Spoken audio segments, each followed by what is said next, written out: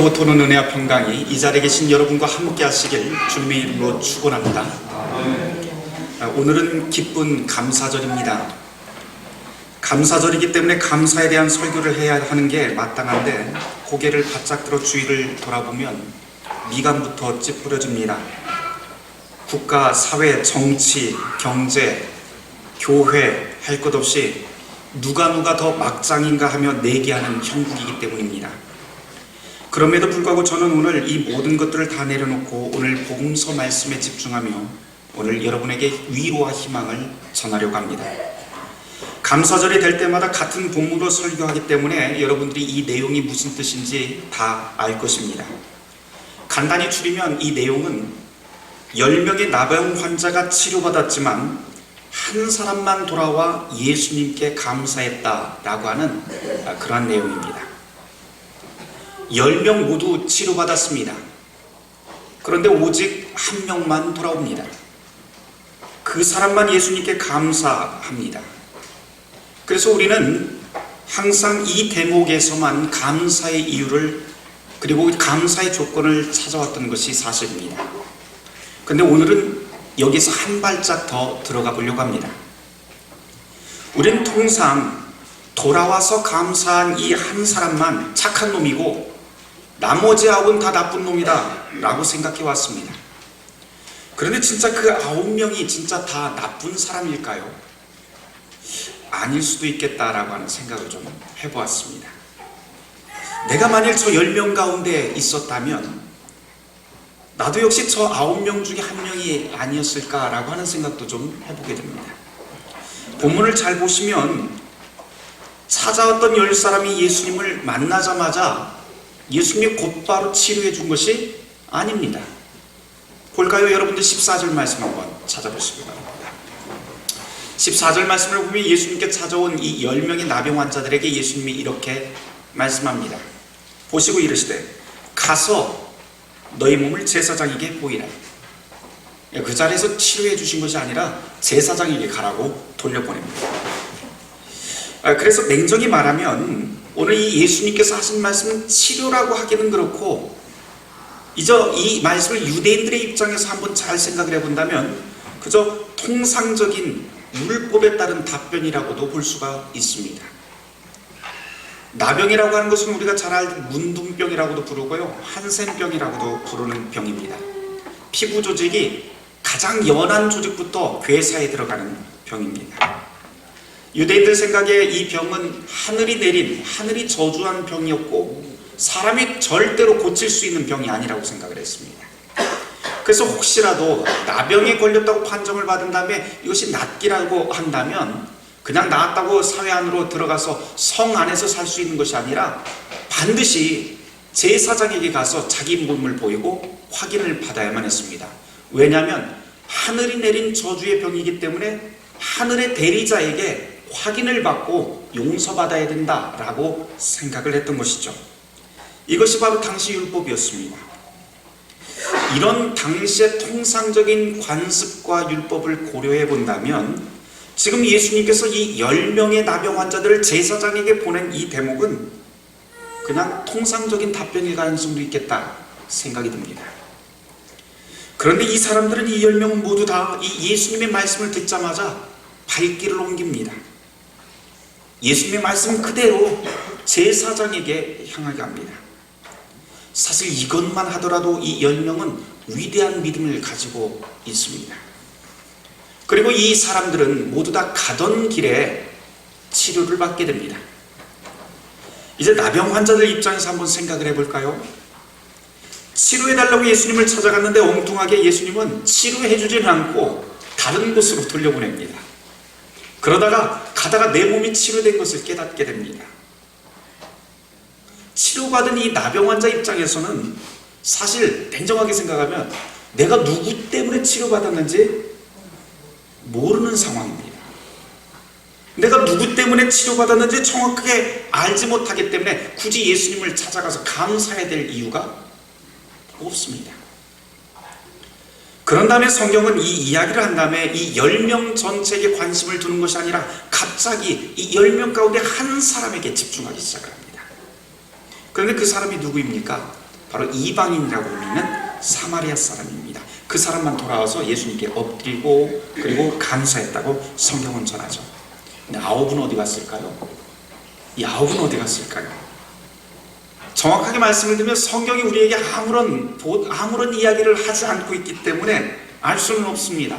그냥 추측을 해본다면 치료된 그 기쁨 때문에 찬송하거나 환호하면서 야 드디어 나왔구나 그러면서 그동안 만나지 못했던 사람들을 만나러 갔을 수도 있고, 동네 사람에게 갔을 수도 있고, 자기 가족에게도 갔을 수도 있겠다 생각이 듭니다. 우리는 이 대목을 보면서 무조건 이 9명을 두고 이 사람들은 감사를 모르는 나쁜 놈이야 라고 생각을 하지만, 아직 우리가 한 번도 생각해 보지 못한 한 가지의 가능성이 여전히 남아 있습니다. 그것이 무엇이냐면, 혹시 이 9명이 예수님의 그 말씀대로 제사장에게 간 것은 아닐까 라고 하는 생각입니다. 만일 그렇다면 돌아오지 않은 이 9명을 우리가 나쁜 놈이라고 비난할 이유가 궁색해집니다.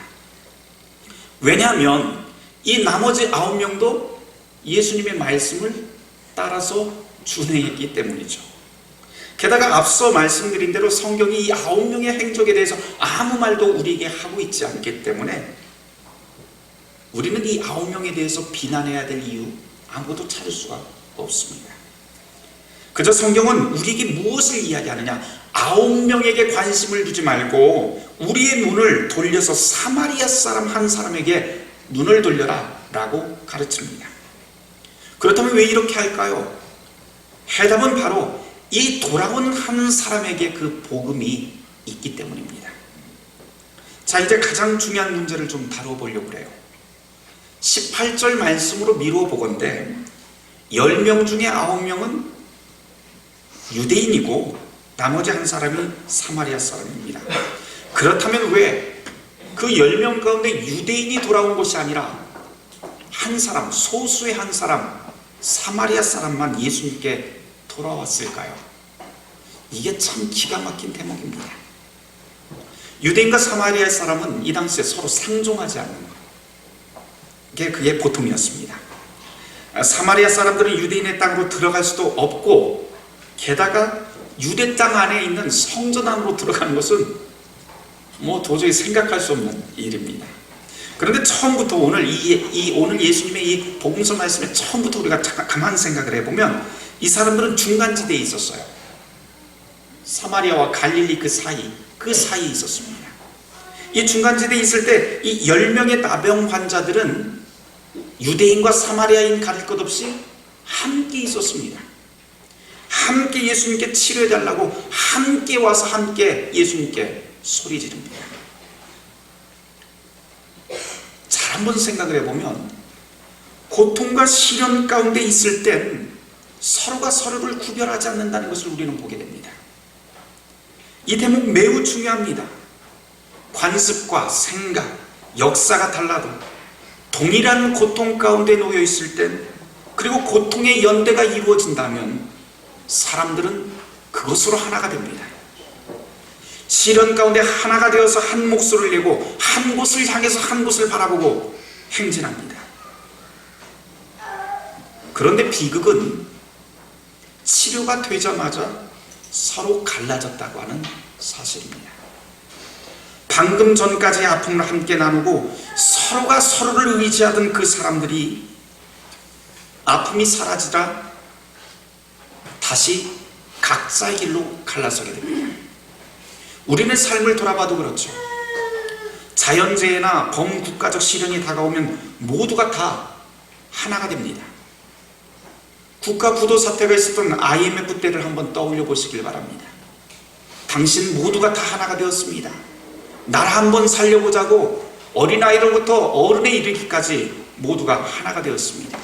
그 마음으로 금리빨도 빼냈고요, 아이들은 자기 돼지 저금통 배를 갈라서 나라 살리겠다고 한 마음이 되던 때가 있었습니다. 시련과 고통을 함께 나눈다고 하는 것, 그것은 바로 그렇게 우리를 하나로 만들게 되는 끈이 됩니다. 아픔을 함께 공감할 때 비로소 하나가 됩니다. 멀리 갈 것도 없이 토요일에 광화문 광장을 찾아가시면 이게 무슨 뜻인지 여러분들이 잘 아실 것입니다. 그렇게 아픔을 공감하는 것, 그것이 바로 우리가 하나가 되는 길입니다. 그런데 그 아픔이 사라지거나 아픔을 공감하지 못하면 어떻게 될까요? 치료받은 저 10명의 나병 환자들처럼 원점으로 되돌아가 버립니다. 이게 뼈아픈 우리의 현실입니다. 아픔을 공감하는 것, 이것이야말로 우리를 하나 되게 만드는 첫 번째 단계라고 할 수 있습니다. 아픔을 공감하지 않고 제3자의 입장에 서 있는 한 우리는 결코 하나가 될 수 없습니다. 이것을 성경은 우리에게 암시적으로 가르치고 있는 것이죠. 그렇기 때문에 우리가 이 본문을 보면서 사라진 9명을 나쁜 놈이라고 욕할 최소한의 이유를 굳이 찾는다면 아마도 그것은 이 9명이 감사하지 않기 때문에 나쁜 놈이다, 이것이 아니라 아픔을 공감하지 않았기 때문에 이 사람들이 악하다 이야기할 수도 있지 않을까 생각이 듭니다. 이렇듯 성경은 이웃의 아픔을 공감하는 것이 얼마나 가치 있는 일인지 우리에게 가르쳐 줍니다. 다시 돌아가 보겠습니다. 돌아온 사람은 오직 한 사람, 사마리아인입니다. 그런데 가만 생각해 보니 이 사람은 돌아올 수밖에 없었던 처지가 분명합니다. 만일 9명 유대인이 사라진 이유를 모두 감사하기 위해서 계속 길을 걸어갔다고 생각을 한다면 그 9이 달려간 곳은 분명합니다. 어디로 달려가면 바로 성전에 있는 제사장에게 달려갔을 것입니다. 왜냐하면 자기들이 가던 길에 치료받았기 때문에 그들 생각에 내가 이 치료받은 것은 바로 하나님으로부터 내가 치료를 받았구나 생각을 하고 성전을 향해서 달려갔음이 분명합니다. 그런데 이 사마리아 사람은요, 처지가 달라요. 완전히 다릅니다. 유대인과는. 그 사람 역시 불치병에서 낳은 이 감기고 누구에게 감사하고 싶은 그 마음이 속에서부터 우러나왔을 것입니다. 그러나 저주받은 사마리아 사람이라고 하는 그 딱지가 붙어있기 때문에 이 사람은 더 이상 유대 땅 안으로 들어갈 수도 없었고, 게다가 성전 안으로 들어가는 것은 상상도 못할 일입니다. 이 감격을 누군가에게 감사해야 될 터인데 지금 걸어가고 있는 그곳에서는 마땅히 감사를 전할 그 장소가 이 사마리아 사람에게는 전혀 보이지 않습니다. 그러니 9명과 함께 갈 수 없는 처지입니다. 그러나 그가 이렇게 갈 곳 없는 그 사람에게 아직 갈 곳이 남아 있습니다. 어디예요? 바로 예수님. 이 사건이 우리에게 가르치는 기쁜 소식, 복음이 여기 있습니다. 갈 곳 없는 사람, 의지할 곳 없는 사람, 절망한 사람들이 기댈 최후의 보루는 바로 우리 주 예수 그리스도이시라는 사실입니다. 예수님께서는 이렇게 기댈 곳 없는 사람들을 따뜻하게 맞아주시고, 그리고 그런 길을 잃은 사람들에게, 의지할 곳 없는 사람들에게 구원을 선포하십니다. 그렇게 찾아온 사람에게 예수님께서는 이렇게 선포를 하십니다. 일어나 가라, 내 믿음이 너를 구원하였느니라. 이 구절은 예수님의 치유, 그리고 예수님께서 우리에게 주시는 그 구원의 기쁨이 무엇인지 아주 극명하게 보여주는 대목입니다. 단순히 예수를 믿고 구원받는다고 하는 것, 그것은 내 몸이 치료받는 것, 그 기쁨으로 끝나는 것이 아니라 일어나서 새로운 미래를 향해서 걸어가는 것, 그것이 바로 주님께서 우리에게 주시는 구원의 선물이라고 하는 것을 보여줍니다. 그리고 그 구원의 힘은 바로 예수 그리스도를 만난 그 자리, 그리고 감사하면서 주님의 말씀을 듣고 다시 일어나서는 자리, 그리고 삶의 자리로 한 발짝 한 발짝 움직이는 그 자리가 바로 감사의 자리이고 구원의 힘이 솟아나는 그 원천수라고 할 수 있습니다. 오늘 이 말씀을 보면서 저는 교회를 생각해 봅니다. 교회를 우리는 주님의 몸된 교회다라고 말을 합니다. 그러면 주님의 몸이라고 자부하는 교회가 바로 이런 곳이 되어야 되지 않을까요? 교회는 누구나 다 올 수 있는 곳입니다. 부한 자나 가난한 자나 배운 자나 못 배운 자나 가릴 것 없이 누구나 와서 하나님을 만나고 그리고 자기 속에 있는 것을 탄원할 수 있는 자리입니다. 그리고 그 기도와 탄원을 통해서 교회 공동체 모든 사람들은 서로가 그 고통을 함께 나누고 공감하고 공유하는 곳이 교회입니다. 세상에서 내몰린 비주류, 인정받지 못하는 사람들, 희망이 끊어져서 탄식의 소리만 드높이는 사람들에게도 교회는 문턱이 없습니다. 그래서 교회는 누구나 육체의 아픔을 가졌던, 영혼의 아픔을 가졌던, 시대의 아픔을 가졌던 간에 누구나 이곳에 와서서 함께 공감하고 그 아픔을 공유하고 서로를 의지하고 함께 일어설 수 있도록 손을 맞잡아주는 그곳이 바로 교회입니다. 왜냐하면 바로 이곳에 두세 사람이 모인 곳에 항상 함께 하겠다고 하는 그렇게 약속하신 그리스도의 약속이 있고 그분의 말씀과 성령이 우리 모두를 새로운 미래로 일어나 걸어가게 만드는 그 힘이 바로 이 교회 안에 주어졌기 때문입니다. 그 때문에 교회는요, 희망 제작소입니다.